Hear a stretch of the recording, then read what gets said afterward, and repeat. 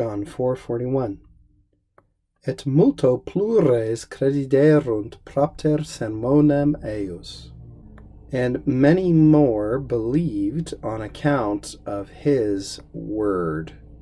As we draw near to the end of the story of Jesus and the Samaritan woman at the well, we hear about this enthusiastic response among the Samaritans to Jesus' teaching.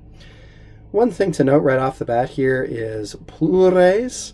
You might remember that this is the irregular comparative degree of the adjective multi. You can also find multus in the singular, but generally we find it in the plural. Multi, many, plures, more, and then the superlative degree, most, plurimi. Here we've got nominative, masculine, plural, plures, more people. And we see multus here again, but in the singular and in the ablative case. This is sometimes called by grammarians the ablative of degree of difference. And what it really means is by a lot. But you see multo used like this in the ablative all the time, simply to mean by a great deal, to a great extent, by a lot, etc.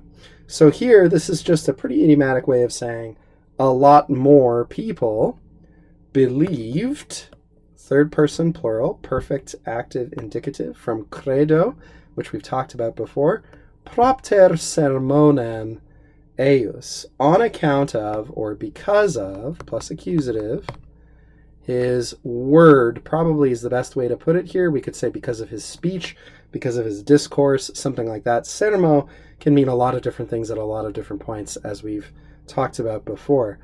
Interestingly, the 16th century humanist Erasmus points out that eius is actually a little bit ambiguous here. Why is it ambiguous?